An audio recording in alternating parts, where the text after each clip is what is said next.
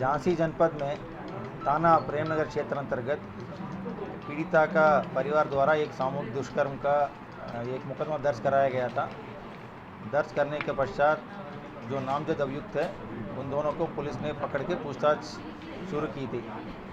आज उस सामूहिक दुष्कर्म का जो विवेचना में पूरा कहानी पलट गई है।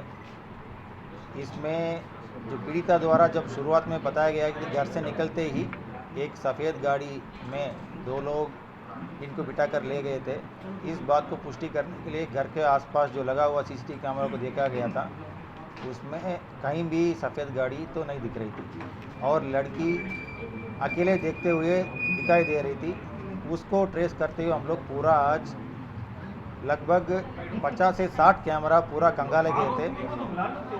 झांसी जनपद में स्मार्ट सिटी के अंतर्गत पूरा शहर में नगर निगम द्वारा कैमरा लगाया गया था। उस कैमरा में पीड़िता कैद हो गई थी। पीड़िता अकेले ऑटो में आते हुए दिख गई थी और शहर में पूरा घूमने के बाद ये अपना किले में जाके पूरा वहाँ पे वेट भी करती रही।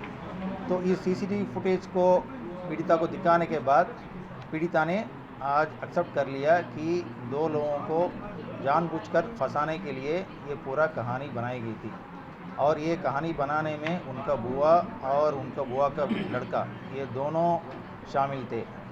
कहानी ये है कि जब पीड़िता एक लड़का से बातचीत कर रही है, उस लड़के के साथ शादी करने के लिए कहीं जाना चाह रही थी, उसको लेके घर से निकली थी।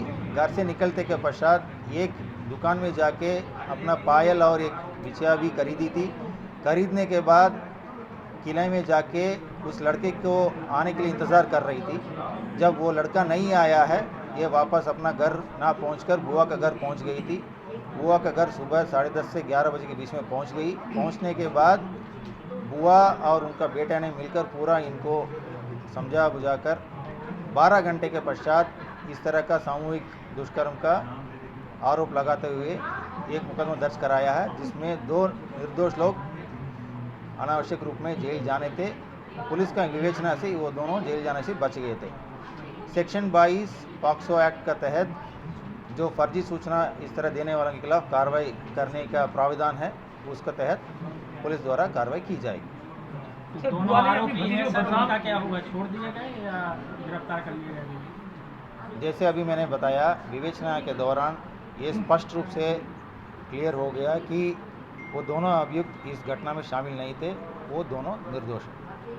सर, बुआ पकड़ ली गई है? जो मैंने अभी पहले बताया था कि सेक्शन 22 पॉक्सो एक्ट के तहत जो इसमें फर्जी सूचना देकर किसी व्यक्ति को फंसाने की कोशिश की है, उन लोगों के खिलाफ कार्रवाई